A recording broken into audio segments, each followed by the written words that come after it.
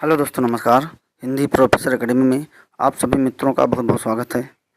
तो आज मित्रों हम लोग प्रैक्टिस सेट 2 सॉल्व करेंगे।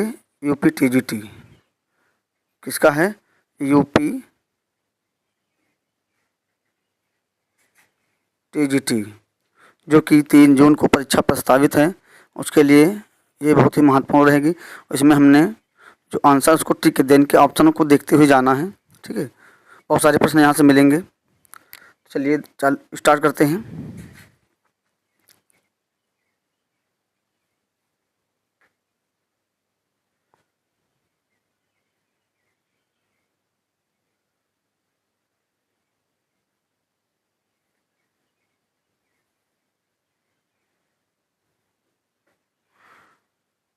पहला प्रश्न है, ये नाटक का है। भारत दुर्दशा नाटक से संबंधित कौन से कथन उपयुक्त हैं, यानी कौन से कथन सही हैं? पहला ऑप्शन है, इस नाटक में 5वें अंक का स्थान किताब खाना है। दूसरा, नाटक में सत्यानाश फौजदार का प्रवेश दूसरे अंक में होता है। फिर तीसरा है, अपरस 16 छून रचि भोजन प्रीत छुड़ाए, यह संवाद सत्यानाश फौजदार के द्वारा कहा गया है। चौथा ऑप्शन है, इस नाटक का प्रकाशन 1900 संवत में दिया गया है, संवत 1933 में हुआ। और ये ऑप्शन है, निर्लजता नामक पात्र दूसरे अंक में आती है। तो इसमें कौन सा ऑप्शन सही होगा? कूट मिलाना है। मित्रों, इसी तरह का पेपर आने वाला है, ध्यान रखेंगे। तो इसका ऑप्शन सही हो जाएगा बी, ए सी ई। कौन कौन सा सही है? धीरे धीरे ऑप्शन को देख लेना है, ए सी और ई। ठीक है, ए में क्या है? इस नाटक में 5वें अंक का स्थान किताब खाना है। ठीक है, सही है। सी ऑप्शन है, अपरस 16 छून रचि भोजन प्रीत छुड़ाए, यह संवाद सत्यानाश फौजदार गाता है। ये ऑप्शन है, निर्लजता नामक पात्र दूसरे अंक में आती है। तो ये सही है, ऑप्शन नंबर बी सही हो जाएगा। इसी पैटर्न पे रहने वाला है पेपर मित्रों, ध्यान रखेंगे। दूसरा प्रश्न है कि बीन भी हूँ मैं तुम्हारी रागिनी भी हूँ, इस गीत में प्रयुक्त काव्यांश नहीं है। ऑप्शन नंबर ए, अखंड सुवासिनी। ऑप्शन नंबर बी, आत्मदीप चांदनी, आत्मदीप्त। यहाँ पे आत्मदीप्त होगा मित्रों, ठीक है, चांदनी। सी ऑप्शन है, सुनहली दामिनी। डी ऑप्शन है, कूलहीन प्रवाहिनी, कूलहीन प्रवाहिनी। तो जिसका आंसर हो जाएगा हमारा बी वाला हो जाएगा। पहले से ये हाईलाइट है, इनको देख लेना है। आत्मदीप्त तो चांदनी है। ठीक है, मैं बीन भी हूँ तुम्हारी रागिनी भी हूँ, ये महादेवी वर्मा की पंक्तियाँ हैं। उसके बाद में अगला प्रश्न देखते हैं।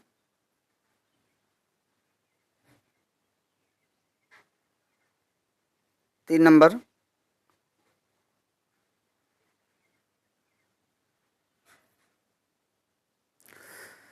प्रश्न है, नीचे 2 कथन दिए गए हैं, कथन कारण वाले हैं। पहला ऑप्शन है, कथन है कि हिंदी नवजागरण में महावीर प्रसाद द्विवेदी जी के योगदान का मूल्यांकन करते हुए ध्यान रखना चाहिए कि वे किसी क्रांतिकारी पार्टी के गुप्त रूप से प्रकाशित होने वाले गैर कानूनी पत्र के लिए नहीं लिख रहे थे। ये पहला कथन है। दूसरा कथन है कि सरस्वती में रचना प्रकाशन का निर्णय करते समय महावीर प्रसाद द्विवेदी हिंदी प्रेस मालिक का दबाव नहीं मानते थे। तो मित्रों, ये पहला कथन इसमें सही है और दूसरा गलत है। ठीक है, दबाव मानते थे, पहला सही है किंतु दूसरा कथन गलत है, ध्यान रखेंगे। तीसरा प्रश्न हमारा हो गया। चौथा देखते हैं, साकेत के बारे में है, कथन कारण वाला है। मित्रों, कथन कारण वाले प्रश्न बहुत आने वाले हैं, ये मान चलिए कम से कम 10-12 प्रश्न जरूर आएंगे, इसी तरह के आएंगे। पहला कथन है, साकेत के वियोग वर्णन के भीतर क्या कहा जा रहा है? साकेत के वियोग वर्णन के भीतर कवि ने पुरानी पद्धति के अलंकारिक चमत्कारपूर्ण पद्य तथा आजकल की नई रंगत की वेदना लाक्षणिक वैचित्र वाले गीत दोनों रखे हैं। दूसरा कथन है कि प्रेम के शुभ प्रभाव से उर्मिला के हृदय की उदारता का और भी प्रसार हो गया है। वियोग की दशा में प्रिय लक्ष्मण के गौरव की भावना उसे संभालते हुए हैं।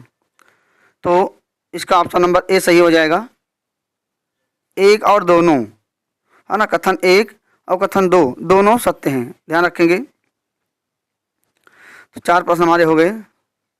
फिर 5वां प्रश्न देखते हैं, इधर है।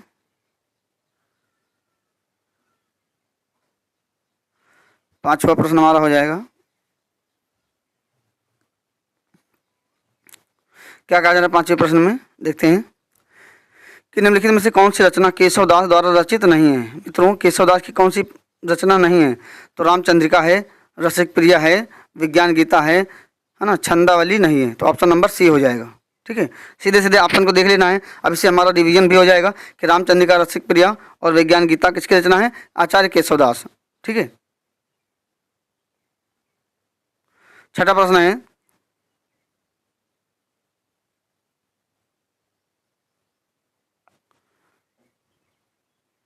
कहा जा रहा है कि इस समय, 6ठे प्रश्न में देखते हैं, इस समय आर्थिक दृष्टि से समाज में स्पष्ट रूप से 2 श्रेणियां हो गई। एक तो उत्पादक वर्ग, जिसमें प्रधान रूप से किसान और किसानी से संबंध रखने वाली जातियां बढ़ई, लोहार, कहार, जुलाहा इत्यादि थी। और दूसरा दल भोक्ता, राजा, रईस, नवाब या भोक्तृत्व का मददगार था। यह कथन किस आलोचक का है? मिश्र बंधु, जॉर्ज ग्रेसन, रामचंद्र शुक्ल, आचार्य हजारी प्रसाद द्विवेदी। तो मित्रों किसका है? आचार्य हजारी प्रसाद द्विवेदी का है। बहुत महत्वपूर्ण कथन है, ये पूछा जा सकता है। ठीक है, ध्यान रखेंगे। बढ़ई, लोहार, कहार, जुलाहा, है ना, 2 वर्गों में, ये सब 2 वर्गों की बात होगी तो किसका हो जाएगा? आचार्य हजारी प्रसाद द्विवेदी का। ठीक है, इस तरह से कोई पॉइंट दिमाग बैठा लेंगे, बाई चांस पूछ लिया जाए तो सही हो जाएगा। 7वां प्रश्न है, देखते हैं कि ऐतिहासिक दृष्टि से निम्नलिखित कवियों का सही कालानुक्रम बताइए। ठीक है, पहला ऑप्शन है जायसी, कबीर, रहीम, तुलसी। दूसरा ऑप्शन रहीम, कबीर, तुलसी, जायसी। और तीसरा है कबीर, तुलसी, रहीम, जायसी। ठीक है, चौथा ऑप्शन है कबीर, जायसी, तुलसी, रहीम। तो ये ऑप्शन सही हो जाएगा हमारा, डी ऑप्शन, ये सही है, कवियों का कालानुक्रम। ठीक है, कबीर पहले आएंगे, जायसी बाद में, फिर तुलसी, फिर रहीम।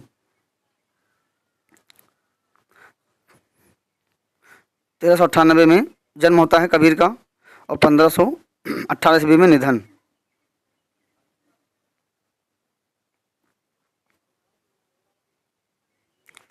कितने प्रश्न हो गए हमारे मित्रों? 7। 8वां प्रश्न देखते हैं। 8वां प्रश्न हमारा है कि अंडाल की रचना इनमें से कौन सी है? बहुत महत्वपूर्ण है मित्रों, अंडाल। ठीक है, पूर्व मीमांसा भाष्य, 84 वसमन की वार्ता, गीत गोविंद। तो त्रिपावई, ये त्रिपावई है, ध्यान रखेंगे। त्रिपावई, ये ई है लास्ट में। त्रिपावई किसकी है? अंडाल की रचना है। 84 वसमन की वार्ता और 252 वसमन की वार्ता। मित्रों ये गोकुलनाथ की रचनाएं हैं 2, ध्यान रखेंगे। गीत गोविंद जयदेव की, देव कवि की रचना है। ठीक है, जयदेव।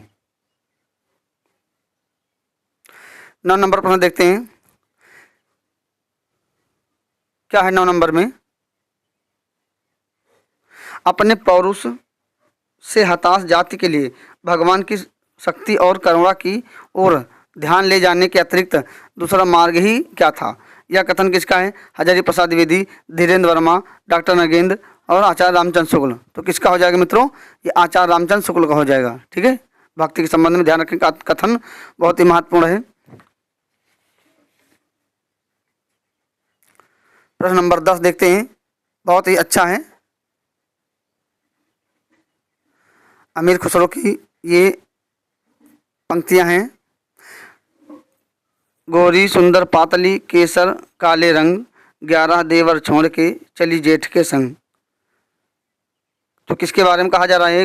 ये आमिर खुसरो की पंक्तियां हैं मित्रों, ये यूजीसी नेट में पूछी जा चुकी है। ठीक है, अरहर उड़द मूंग मसूर, तो ये अरहर के बारे में बात हो रही है। ठीक है,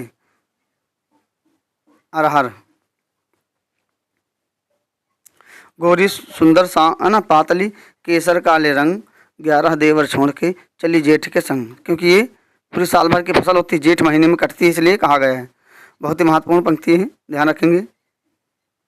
11 नंबर प्रश्न देखते हैं।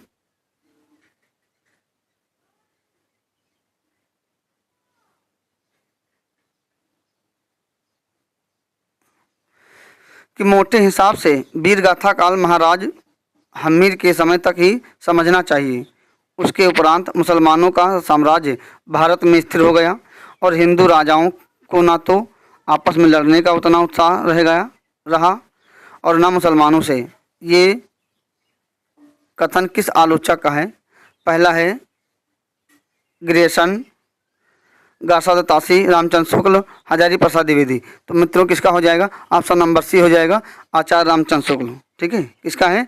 आचार्य रामचंद्र शुक्ल का है। ये सारी पंक्तियां मित्रों पूछी गई हैं, सब ध्यान रखेंगे। प्रश्न नंबर 12 देखते हैं।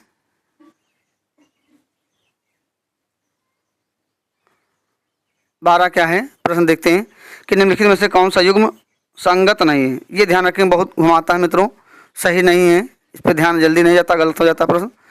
जैनाचार्य मेरुतुंग प्रबंध चिंतामणि सही है। देवसेन श्रावकाचार्य की है।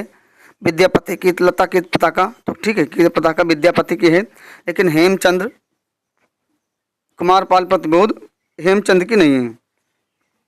ठीक है, शब्दानुशासन है हेमचंद की, ध्यान रखेंगे, शब्दानुशासन हेमचंद की है। प्रश्न नंबर 13 देखते हैं।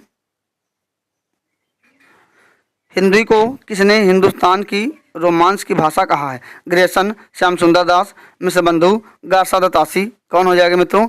ये तासी हो जाएंगे, गारसादा तासी। ठीक है, हिंदी को किसने हिंदुस्तान की रोमांस की भाषा कहा है? बहुत ही महत्वपूर्ण है, गारसादा तासी, ध्यान रखेंगे। प्रश्न नंबर 13। प्रश्न नंबर 14 देखते हैं अब इधर।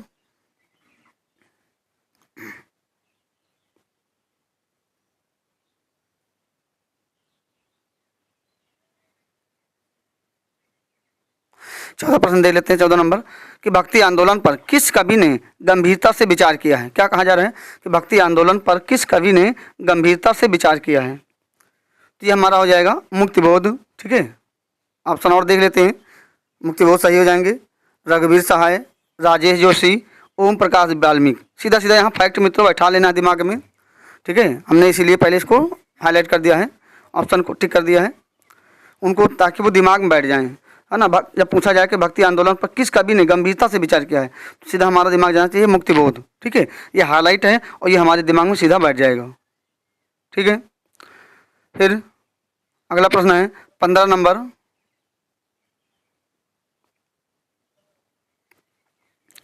क्या कहा जा रहा है कि आचार्य रामचंद्र शुक्ल का साहित्य इतिहास ग्रंथ हिंदी साहित्य का इतिहास नागरिक प्रचारित सभा से प्रकाशित हिंदी शब्द सागर की भूमिका में किस शीर्षक से लिखा गया था? यानी किस शीर्षक में लिखे थे पहले? हिंदी साहित्य की भूमिका, हिंदी साहित्य की परंपरा, हिंदी साहित्य का अतीत और हिंदी साहित्य का विकास। तो मित्रों किसके नाम से लिखा था? हिंदी साहित्य का विकास, है ना, शब्द सागर की जो भूमिका लिखा था, तो हिंदी साहित्य का विकास के नाम से लिखा था, ये ध्यान रखेंगे। और यहाँ से मित्रों सारे प्रश्न बन चुके हैं। हिंदी साहित्य का इतिहास, है ना, आचार्य रामचंद्र शुक्ल के ग्रंथ का नाम क्या है? हिंदी साहित्य का इतिहास। ठीक है, उसकी भूमिका किस नाम से लिखा था? हिंदी शब्द सागर की भूमिका, है ना, और शीर्षक क्या लिखा था? हिंदी साहित्य का विकास। हिंदी साहित्य का विकास शीर्षक लिखा था और उसकी भूमिका लिखी थी हिंदी शब्द सागर के नाम से। तो ये तीनों प्रश्न पूछे जा चुके हैं। 1929 ईस्वी में इनका ग्रंथ प्रकाशित होता है, ध्यान रखेंगे। 16 नंबर प्रश्न है, महत्वपूर्ण प्रश्न है, इसी तरह मिलने वाले हैं प्रश्न मित्रों। पहले ऑप्शन देख लेते हैं क्या क्या दिया गया है। एक तरफ सूची 1 है, एक तरफ सूची सेकंड है 2। क्या कहा गया? पद्मलाल पुन्नालाल बख्शी, इधर इतिहास ग्रंथ दिए गए, हिंदी साहित्य की भूमिका, अयोध्या सिंह उपाध्याय हरिओद, हिंदी साहित्य विमर्श, आचार्य हजारी प्रसाद द्विवेदी, हिंदी साहित्य और संवेदना का विकास। ठीक है। आप चौथा है डॉक्टर रामस्वरूप चतुर्वेदी, हिंदी भाषा और उसके साहित्य का विकास। तो हिंदी साहित्य की भूमिका ये किसका है मित्रों? ये आचार्य हजारी प्रसाद द्विवेदी का है। किसका है?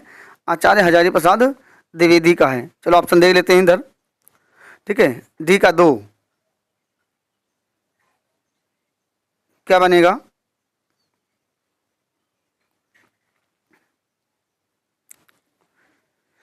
डी ऑप्शन का जो है वो क्या हो जाएगा?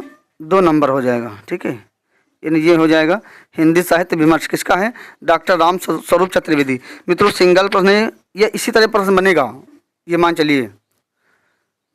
कोड में जरूर मिलाएगा क्योंकि पैटर्न बदल रहा है, परीक्षा को हार्ड बनाएगा और नेट की परीक्षा की तरह प्रश्न पूछे जाएंगे। ठीक है। पद्मलाल पुन्नालाल बख्शी, इनका ग्रंथ कौन सा है?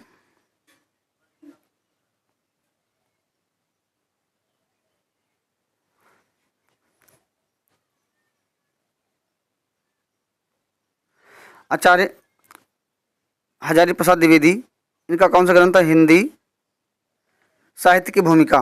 ठीक है, तो सी का हो जाएगा पहला,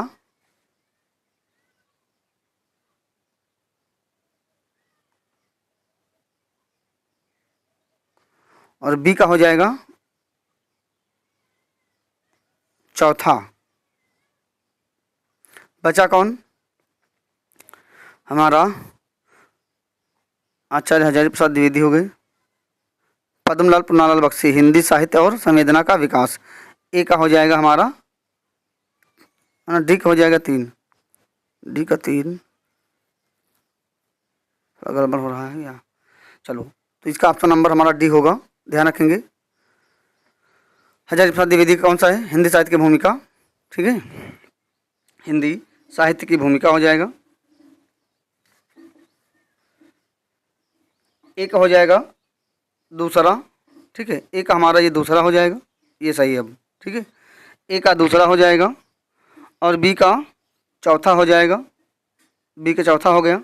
उसके बाद में सी का पहला हो गया और डी का हो गया तीसरा। डी का हमारा हो गया, ये तीसरा होगा इसका, ये वाला। ठीक है, डी का तीसरा होगा, ध्यान रखेंगे।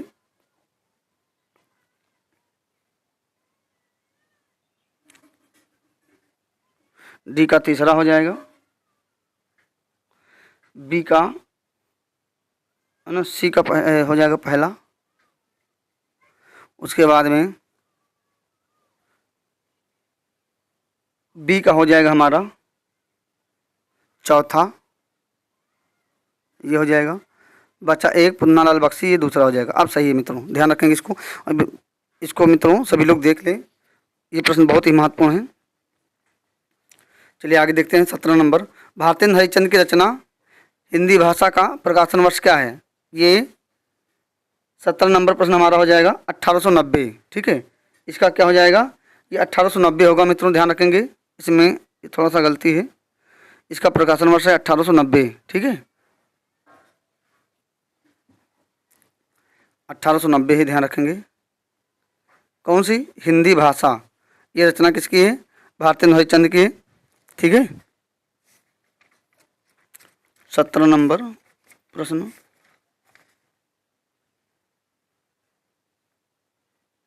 सत्रह नंबर का बी, हाँ सही है, 1890 ही होगा। ठीक है, उसके बाद में अगला प्रश्न देखते हैं। 18 नंबर,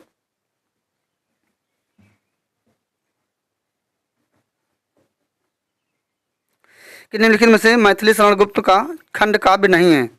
पंचवटी, सिद्धराज, नहुस और पथिक। तो क्या हो जाएगा मित्रों? ये हमारा हो जाएगा, इसका पथिक हो जाएगा। कौन हो जाएगा? पथिक। कुछ ऑप्शन यहाँ पे गलत टिक हो गए हैं, ध्यान रखें मित्रों, ये पथिक हो जाएगा। ठीक है, पथिक ये खंड काव्य इनका नहीं है, बाकी तीनों हैं। पंचवटी है, सिद्धराज है, नहुस है। ठीक है, और नहुस किसकी रचना है? हिंदी का पहला नाटक माना जाता है गोपाल चंद्र गिरधर दास का, ध्यान रखें मित्रों। 19 नंबर देख लेते हैं। कौन सी रचना रामधारी दिनकर की नहीं है? आध्यात्म चिंतन, रेणुका, दिल्ली, नीम के पत्ते, है ना, नीम के पत्ते, तो ये हो जाएगा आध्यात्म चिंतन। मित्रों कुछ क्वेश्चन गलत टिक हो गए हैं, ध्यान रखेंगे, बाकी हम बता देंगे वहाँ पे। तो यहाँ पे हो जाएगा आध्यात्म चिंतन, ये नहीं है। बाकी रेणुका, दिल्ली और नीम के पत्ते, और दिल्ली कई बार पूछी जा चुकी है मैचिंग में निट के, इसको ध्यान रखेंगे। फिर 20 नंबर प्रश्न देखते हैं कि प्रगतिवाद आंदोलन में क्या कहा गया। प्रगतिवाद आंदोलन के सैनिक रूप का उल्लेख किस साहित्यकार ने किया। प्रेमचंद, मुक्तिबोध, अज्ञेय और नागार्जुन। तो 20 नंबर का हमारा हो जाएगा मुक्तिबोध, सही है। जिस ऑप्शन में दिक्कत होगी उसको हम बता देंगे, ठीक है। मुक्तिबोध, सीधा सीधा ध्यान रखेंगे, सारे महत्वपूर्ण प्रश्न हैं। 21 नंबर है, देख लेते हैं 21। आत्मजयी किस की रचना है। कुमार नारायण, रघुवीर सहाय, अरुण कमल, दुष्यंत कुमार। तो 21 नंबर का हमारा हो जाएगा मित्रों कुमार नारायण, एकदम सही है, ऑप्शन ए नंबर, ठीक है, ए नंबर इसका सही है, ध्यान रखेंगे।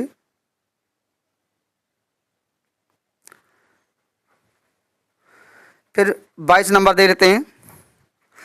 नई कविता नाम का प्रचार किस रचनाकार ने किया। रामविलास शर्मा, रांगे राघव, प्रयाग नारायण त्रिपाठी और अज्ञेय। तो 22 नंबर का हमारा हो जाएगा अज्ञेय जी हो जाएंगे, ऑप्शन नंबर डी, बहुत महत्वपूर्ण है प्रश्न, अज्ञेय जी हो जाएंगे, ठीक है। नई कविता के भी, प्रयोगवाद के भी, जो प्रयोगवाद के प्रवर्तक हैं, ठीक है। तार सप्तक उसी में आएगा, तार सप्तक के प्रवर्तक अज्ञेय जी हैं। 4 तार सप्तक हैं, एक सप्तक है और 3, एक तार सप्तक है ना, और 3 क्या है, सप्तक है, ध्यान रखेंगे। पहले वाले का नाम है तार सप्तक, ध्यान रखना मित्रों यहाँ से प्रश्न पूछा जा चुका है कि सप्तक की संख्या कितनी है, 3, और तार सप्तक कितने हैं, 1, इनको मिला करके कितने हो जाते हैं, 4। तो तार सप्तक 1 है और 3 है सप्तक, है ना, दूसरा सप्तक, तीसरा सप्तक, चौथा सप्तक। 1943, ठीक है, 1951, ठीक है, उसके बाद में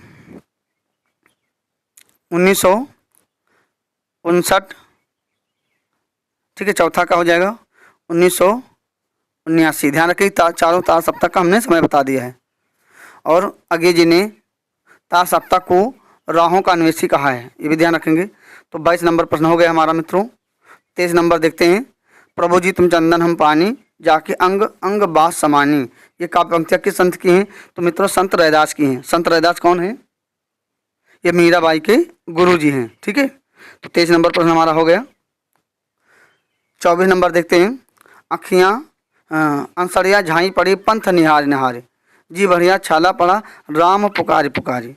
ये किसकी पंक्तियाँ हैं मित्रों, कबीरदास जी की। पूछा गया इस साखी में निम्नलिखित में किस साधना पद्धति का मुख्य प्रभाव है। देखिए हार्ड क्वेश्चन बन गया, ठीक है। ये कबीरदास जी की पंक्तियाँ हैं, दोहा है। सूफी साधना, ठीक है, क्या हो जाएगा 24 नंबर में हमारा हो जाएगा सूफी साधना, ठीक है। सूफी साधना का प्रभाव पड़ा हुआ है। 25 नंबर देखते हैं प्रश्न।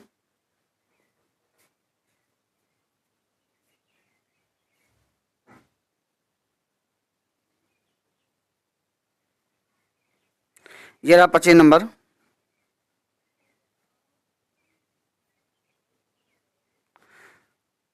चलिए देखते हैं 25 नंबर प्रश्न क्या है कि उदध आई ते बंधन कीना, इत दसमाद अमर पद लेना। पंक्तियाँ किसकी है, कुतुबन की, जायसी की, तुलसी की और सूरदास जी की।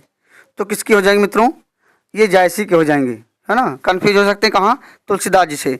तो उदध आई ते बंधन कीना, इति दसमाद अमर पद लीना किसकी है, मलिक मोहम्मद जायसी की पंक्तियाँ हैं, ध्यान रखेंगे, बहुत ही महत्वपूर्ण पंक्तियाँ हैं। उसके बाद में 26 नंबर प्रश्न देखते हैं कि निम्नलिखित में से अष्टछाप के कवि नहीं हैं। कौन से अष्टछाप के कवि नहीं हैं मित्रों, यहाँ से प्रश्न पूछा ही जाता है।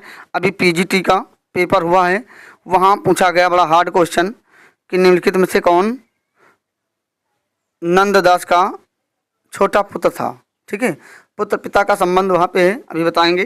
तो 26 नंबर प्रश्न है कि निम्नलिखित में से अष्टछाप के कवि नहीं हैं। कौन नहीं है, सूरदास, नंददास, रैदास और कुम्भन दास।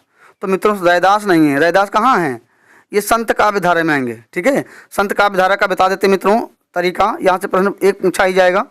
रकन लाल दमसू, ठीक है। क्या लिखेंगे? रकन, रकन, रकन लाल, इसे देख देते हैं, हाथ से लिख रहे हैं, रकन लाल दमसू, ये दा है,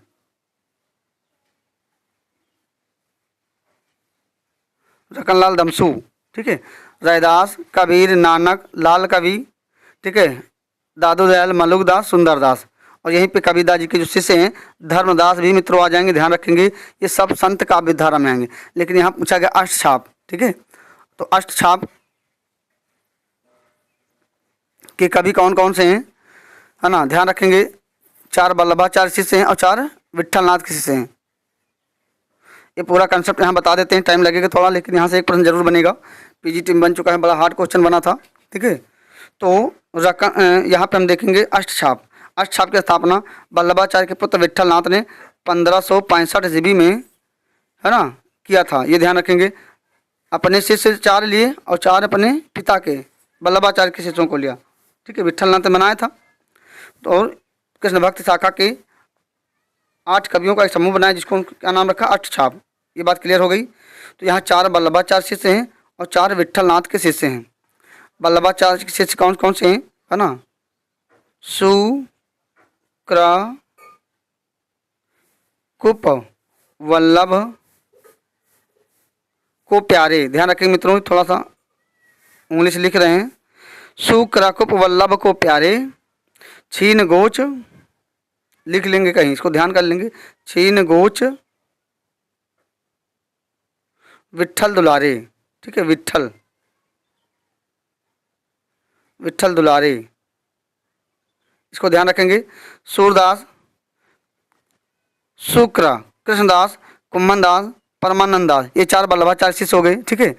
और 4 विट्ठलनाथ शिष्य कौन हो जाएंगे? शुक्र को वल्लभ को प्यारे वल्लभाचार्य शिष्य हो गए और छीन गोच विट्ठल दुलारे, ये 4 हो जाएंगे विट्ठलनाथ के शिष्य। शीत स्वामी, नंददास, गोविंद स्वामी, चतुर्भुदास।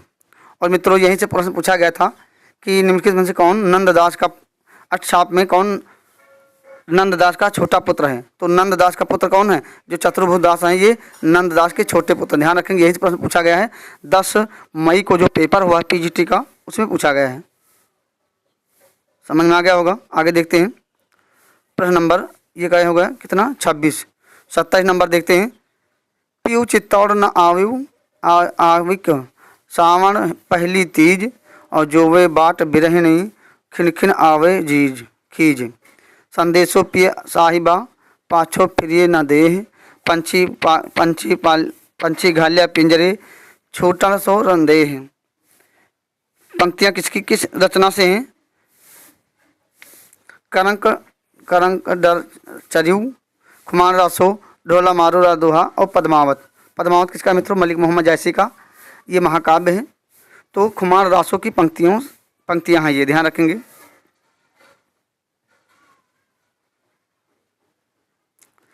उसके बाद में अगला प्रश्न देखते हैं। हिंदवी शब्द का प्रयोग किस साहित्यकार ने किया है? रामचंद्र शुक्ल, इब्न बतूता, अबू सईद और बदायूनी। किसने किया है?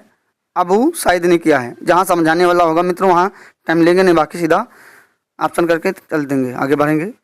28 नंबर। 29 नंबर है, महापुराण के रचनाकार कौन है? ये मित्रों पुष्पदंत हैं, ठीक है, पुष्पदंत हो जाएंगे इसके। अब्दुल रहमान, धनपाल, स्वयंभू ये नहीं है। कौन है? महापुराण किसकी रचना है? पुष्पदंत की है, ठीक है। अगला प्रश्न 30 नंबर।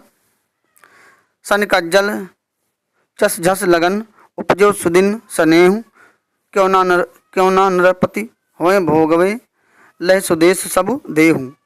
बिहारी के ऊपरी दोहे में उनकी बहुज्ञता का कौन सा पक्ष प्रकट होता है? वैदिक ज्ञान, महत्वपूर्ण प्रश्न मित्रों, ध्यान रखेंगे, थोड़ा सा समझेंगे। राजनीतिक, देशाटन, ज्योतिष ज्ञान। तो यहाँ किसका प्रभाव दिख रहा है? ज्योतिष ज्ञान का। 30 नंबर प्रश्न हो गए। उसके बाद में 31 नंबर देखते हैं मित्रों। टोटल एक जो 25 प्रश्न हैं पूरे, ठीक है। तो हमको लग रहा है इसको 2 पार्ट में बनाना पड़ेगा। 31 नंबर प्रश्न है यह प्रेम को पंथ कराल महातरवार की धार पर धावनो है। यह काव्य पंक्तियाँ किसकी हैं? घनानंद की, आलम की, ठाकुर की, बोधा की। ठीक है मित्रों, किसकी हैं? बोधा की हैं। आलम, बोधा, ठाकुर, ठीक है, घनानंद, ये सब रीतकाल के कवि हैं, ध्यान रखेंगे।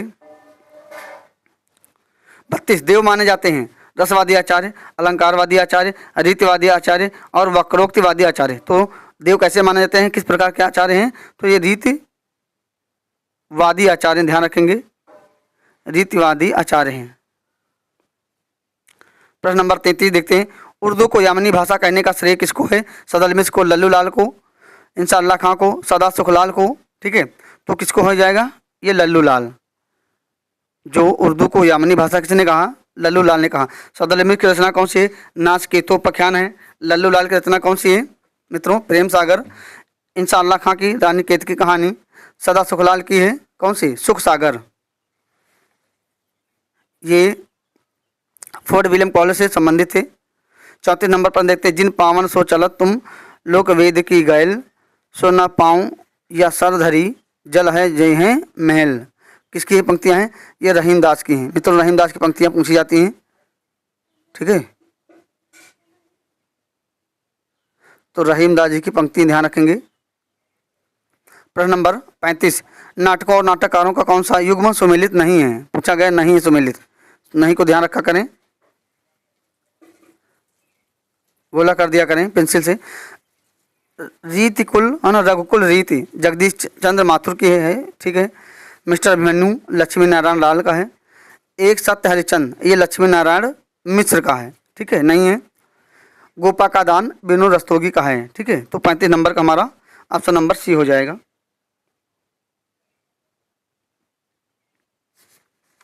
उसके बाद में आगे देखते हैं। प्रश्न नंबर 36।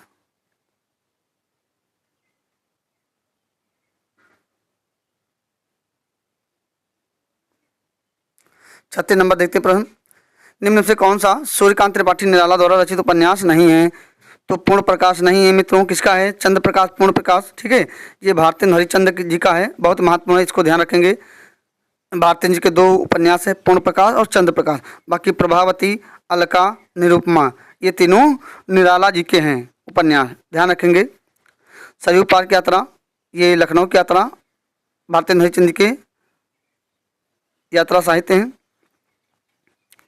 प्रश्न नंबर 37 देख लेते हैं। कौन सा एक उपन्यास पूरी तरह किसान जीवन पर केंद्रित है? सेवा सदन, प्रेमाश्रम, कर्मभूमि, निर्मला। ठीक है, ये सभी प्रेमचंद जी के उपन्यास हैं। तो प्रेमाश्रम ये है। ठीक है, ये किसान के जीवन पर केंद्रित है।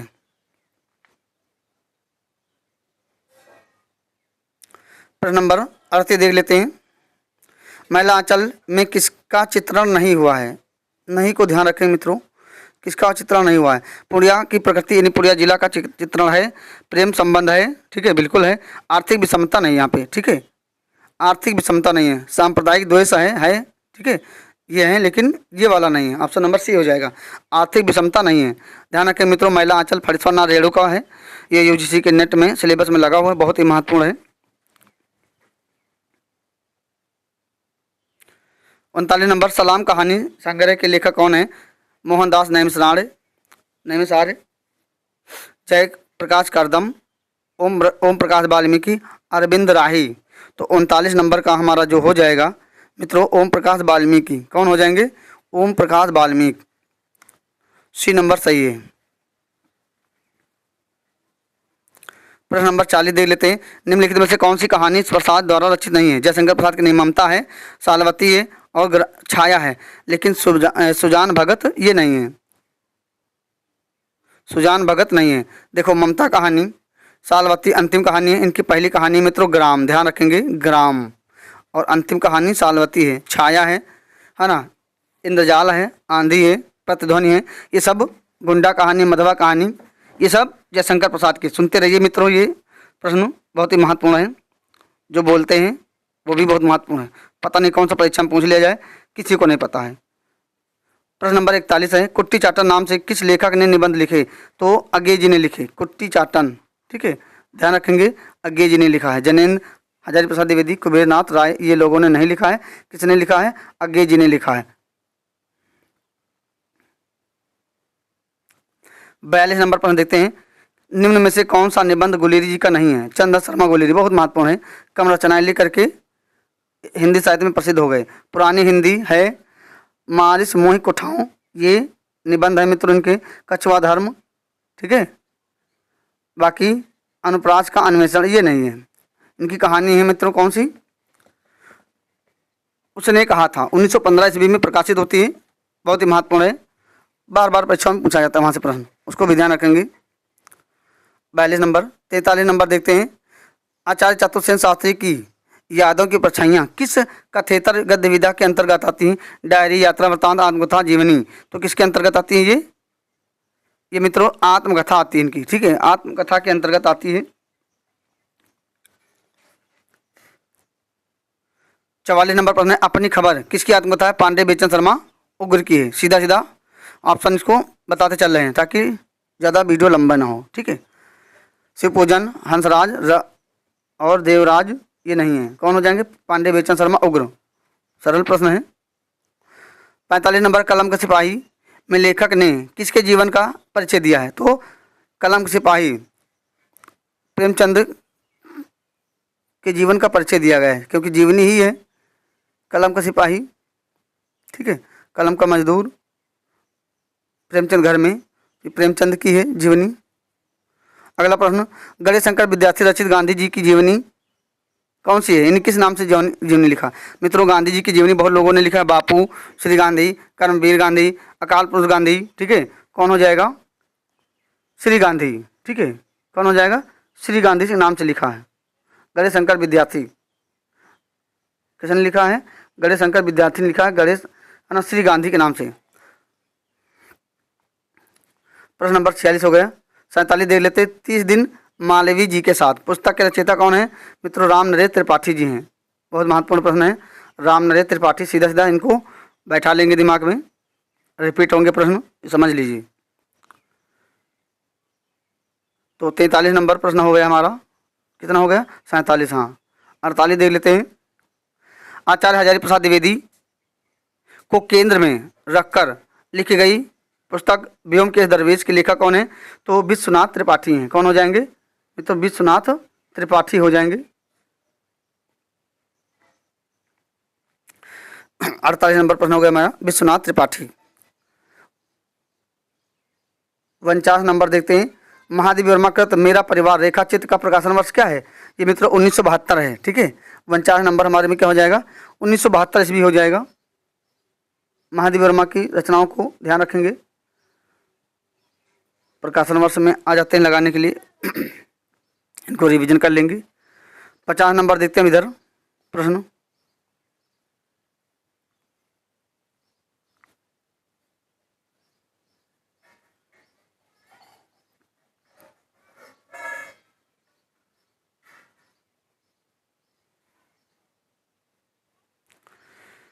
चलिए 50 नंबर प्रश्न हमारा रहेगा कि निम्नलिखित में से रेखा चित्र का तत्व नहीं है। और मित्रों ये हमने पढ़ाया है, ठीक है, कहानी के तत्व, उपन्यास के तत्व, ठीक है। तो अब देखो यहाँ रेखा चित्र का पूछा गया है, ठीक है। तो सभी को हम देख लेंगे, कहानी के प्रमुख तत्व कौन से हैं, उपन्यास के प्रमुख तत्व कौन से हैं, इनके सोपान कौन कौन से हैं, सब हमने पढ़ाया है, इसी चैनल पर देख लेंगे क्लासें। यहाँ से प्रश्न पूछा जाता है, तो पूछा गया कि निम्नलिखित में से रेखा चित्र का तत्व नहीं है। वर्ण विषय, चरित्र उद्घाटन, अभिनेता और उद्देश्य। तो मित्रों क्या हो जाएगा? अभिनेता नहीं है, ठीक है, ये तो नाटक का है। पूछा गया रेखा चित्र का तत्व नहीं है, बिल्कुल नहीं है। कौन? देखो वर्ण विषय है, चरित्रोद्घाटन है, उद्देश्य है, लेकिन अभिनेता, अभिनय कहाँ किया जाता है? नाटक में किया जाता है मित्रों, तो यह नाटक का हो जाएगा, यहाँ पे रेखा चित्र का नहीं है। 51 नंबर प्रश्न है कि राहुल सांकृत्यायन घुमक्कड़ साथ किस विधा में लिखा गया है? निबंध, आलोचना, यात्रा वृत्तांत, ठीक है मित्रों। ये यात्रा साहित्य के लिए जाने जाते हैं राहुल जी, यात्रा वृत्तांत है, ठीक है।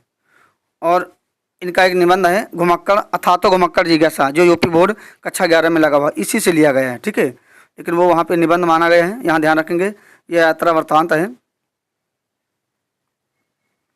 घुमक्कड़ सास उनका ग्रंथ है यात्रा वृतांत, ठीक है, 51 नंबर में हो जाएगा। हाँ, यात्रा वृतांत ही है। प्रश्न नंबर 52, एलिफेंटा गुफाएं मुख्यतः किस मत से संबंध है? पीयूष प्रवाह में संकलित यात्रा वृतांत के आधार पर बताइए। बौद्ध मत, शैव मत, जैन मत और शाक्त मत। कौन हो जाएगा? शैव मत हो जाएगा मित्रों, शैव मत। प्रश्न नंबर 53, काव्य दोष का लक्षण बताने वाली आचार्य विश्वनाथ की उक्ति कौन सी है? ये हो जाएगा रसापकर्ष का दोषा, ठीक है। सीधा सीधा पॉइंट देख लेंगे। ये किसकी है? आचार्य विश्वनाथ की है, ठीक है। ज़्यादा व्याख्या नहीं करेंगे, जहाँ ज़्यादा आवश्यकता होगी वहाँ पे करेंगे। प्रश्न नंबर 54 है, न कांतमपि निर्भूषम विभाति वनितामुखम। यह अभिमत किसका है? तो मित्रों आचार्य भामा का है। किसका है? आचार्य भामा का है। सीधा सीधा पॉइंट दिमाग बैठा लेंगे इसको, ठीक है। आचार्य भामा, न कांतमपि, ठीक है, निर्भूषम विभाति वनिता मुखम, ये किसका पंक्ति है? तो आचार्य भामा की, ध्यान रखेंगे। प्रश्न नंबर 55, काव्यादर्श के रचनाकार कौन है? काव्यादर्श दंडी, दासे दंडी, दासे दर्श, ऐसे ध्यान रखेंगे मित्रों। ये बड़े कन्फ्यूजन वाले प्रश्न रहते हैं, आते आते गलत हो जाते हैं, ठीक है। दासे दंडी और काव्य दर्श, है ना, दर्श दंडी, ऐसे कुछ बना लेंगे, तरीका याद करेंगे। प्रश्न नंबर 56 है, निम्नलिखित में से काव्य दोष कौन सा नहीं है? काव्य दोष नहीं है पूछा जा रहा है। श्रुति कटुत्व दोष है, जो तो संस्कृति दोष है, क्लिष्टत्व है, लेकिन घनत्व नहीं है। घनत्व कोई दोष नहीं है, ठीक है। बाकी ये तीनों हैं, ध्यान रखेंगे। प्रश्न नंबर 56 हो गया। 57 देखते हैं, कि लिखत कान घटोरा ने आवत, मन में कनक नंद के आंगन बिंब पकड़ धावत। ये सूरदास जी की मित्रों पंक्तियां हैं। यहाँ वात्सल रस है, ठीक है। भगवान श्री कृष्ण के बाल सौंदर्य का यहाँ पे बड़ा मनमोहक वर्णन करते हैं सूरदास जी। सूरदास जी की एक कोटेशन है सूरदास जी के बारे में, किसका? आचार्य रामचंद्र शुक्ल जी का, ठीक है। कि सूरदास जी अब जितना वात्सल्य रस में भगवान श्री कृष्ण के बाल सौंदर्य का वर्णन अपने बंद आंखों से किया है, उतना ही संसार में ना कोई किया है और ना ही आगे कोई कर सकता है। बहुत महत्वपूर्ण है। और ये वात्सल्य रस के सम्राट माने जाते हैं कौन? सूरदास। वात्सल्य रस मित्रों कहाँ होता है? जहाँ पुत्र और माँ के बीच में प्रेम होता है, या भक्त और भगवान के बीच में प्रेम होता है, तो वहाँ पे वात्सल्य रस होता है। इस पॉइंट बता दिए, ध्यान रखेंगे। प्रश्न नंबर 58 है, अवध शिला का उस पर था गुरुभार, और तिल तिल काट रही थी दृग जलधार। प्रस्तुत पंक्ति में कौन सा छंद है मित्रों? ये बरवे छंद है। बरवे में क्या होते हैं? 12 मात्राएं होती, देख लेते हैं। 1 2 3 4 2 6 2 8 2 10 और 2 12। देखो 12 7 पे यति होती मित्रों। बरवे देख लेते हैं यहाँ पे, 12 कामा 7, देखो 3 इसी में और 3 इसी में, 6 2 इसी में, 8 2 10 और 2 12। इधर 7 होंगी, 2 3 2 5 नहीं 3, हाँ 2 2 4 2 6 1 7। यहाँ रा में की मात्रा होगी, ठीक है। 7 हो जाएंगे, 12 7 19। तो यहाँ पे बरवे है, 12 से बरवे, 12 से 12, ध्यान रखेंगे। बरवे छंद है।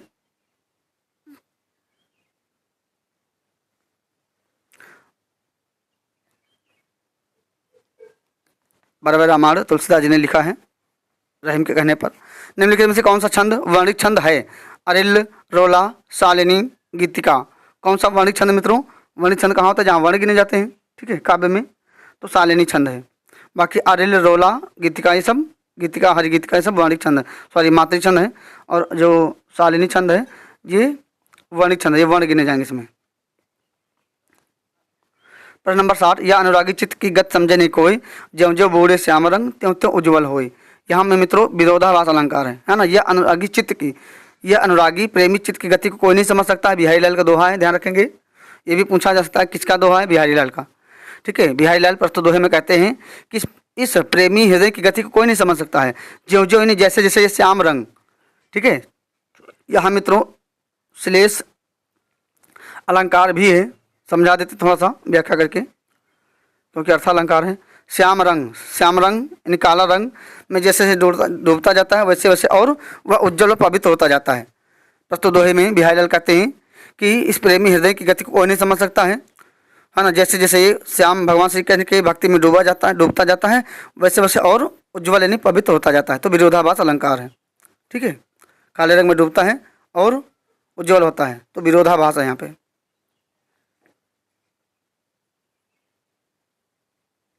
प्रश्न नंबर 61 है, जहाँ एक शब्द का भिन्न भिन्न अर्थों में प्रयोग हो वहाँ कौन सा अलंकार होता है? मित्रों यमक होता है, ठीक है। काली घटा का घमंड घटा, 3 बेर खाती व 3 बेर खाती है ना। कनक कनक ते सौगुनी, मद कथा अधिकाय, या पाए बहुराय जग व खाए बहुराय। जहाँ पे एक शब्द के विभिन्न अर्थ हों अलग अलग, वहाँ पे यमक अलंकार होता है। 62 नंबर प्रश्न है, जब उपमेय को उपमान से श्रेष्ठ बताया जाए तो कौन सा अलंकार होता है? वहाँ प्रतीप अलंकार होता है। मित्रों प्रतीप है, अन्वय है, ये खूब पूछे जाते हैं, ध्यान रखेंगे। समझ लो, परिभाषा से प्रश्न पूछा गया है कि जब उपमेय को उपमान से श्रेष्ठ बताया जाए वहाँ कौन सा अलंकार होगा? सीधा से बैठा लेंगे दिमाग में कि वहाँ प्रतीप अलंकार होता है। प्रश्न नंबर 63 देख लेते हैं इधर।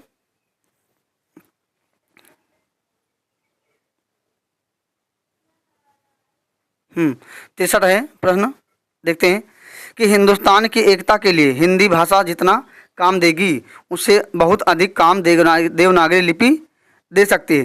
किस महापुरुष के मत हैं? James Prinsep, John L Fleet, John Marshall, Acharya Vinoba Bhave. किसका मित्रों? आचार्य विनोबा भावे का एक कथन है, ध्यान रखेंगे देवनागरी लिपि के संबंध में। प्रश्न नंबर 64 है, देवनागरी लिपि को रिक्त स्थान भी कहा जाता है। मित्रों इसको लोकनागरी लिपि का भी कहा जाता है। क्या? लोकनागरी लिपि भी कहा जाता है, ध्यान रखेंगे। प्रश्न नंबर 65 है, मराठी भाषा की लिपि क्या है? तो देवनागरी, ठीक है। देवनागरी कई भाषाओं में लिखी जाती है, यानी कई भाषाएं जो हैं देवनागरी लिपि में लिखी जाती हैं। देवनागरी लिपि और मित्रों फारसी लिपि में क्या अंतर होता है? देवनागरी बाएं से दाएं लिखी जाती है, ध्यान रखेंगे, बहुत महत्वपूर्ण पॉइंट बताने जा रहे हैं। जो देवनागरी होती है बाएं से दाएं लिखी जाती है, ठीक है। और जो अरबी फारसी होती है वो दाएं से बाएं लिखी जाती है, ये ध्यान रखेंगे इस तरह से।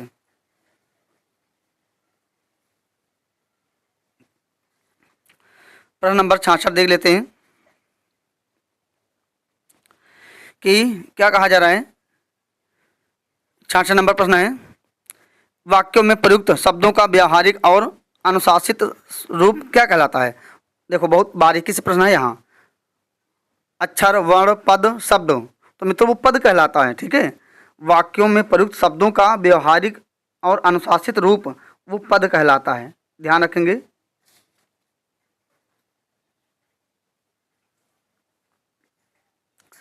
प्रश्न नंबर 67 देख लेते हैं कि निम्नलिखित में से कौन सा स्वर समव्रत है? ठीक है, आ ओ ई ए, है ना। चलो देख लेते हैं, ये ई होगा मित्रों, समव्रत और अर्धसमव्रत। समव्रत कौन कौन से होते हैं? एक को ध्यान रखेंगे, बड़ा कंफ्यूज करता है समव्रत। देखो ई और ऊ, ये चारों क्या आएंगे? समव्रत स्वर हैं, इनको ध्यान रखेंगे। उसके बाद में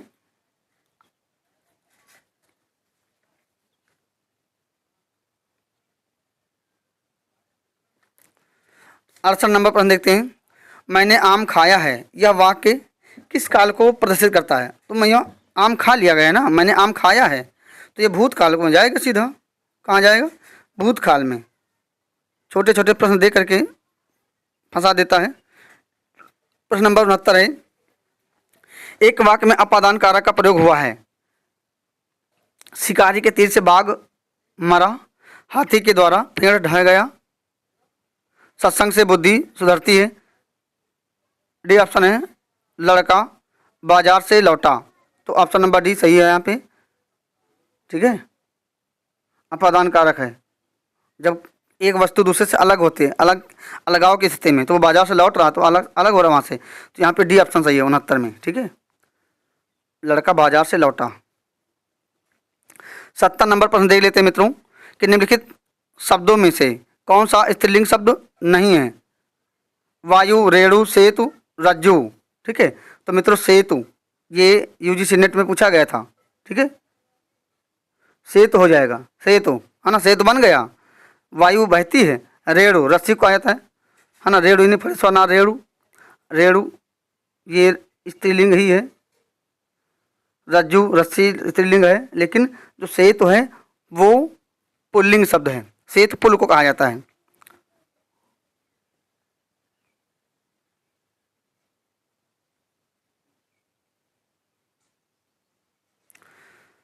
सत्तर नंबर हो गए प्रश्न, ठीक है। और आगे 5 और देख लेते हैं, उसके बाद फिर अगली क्लास में हम लोग करेंगे, बहुत लंबी वीडियो हो जाएगी। 75 है ना, 7 दूनी 14,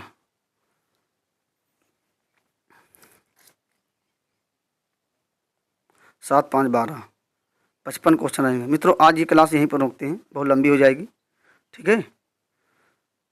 50 मिनट क्लास हो गई है। तो मित्रों इस प्रश्नोत्तरी को, प्रैक्टिस सेट को अंत तक जरूर देखें। इसमें सीधा सीधा फैक्ट जरूर पूछे जाएंगे, ठीक है। बहुत ही महत्वपूर्ण प्रश्नोत्तरी है ये, और हमने जो व्याख्या की है उनको ध्यान से सुनें और अंत तक वीडियो को जरूर देखें। बहुत बहुत धन्यवाद। जय हिंद, जय भारत। इसके बाद अभी 55 प्रश्न हैं, हम अगले वीडियो में देखेंगे।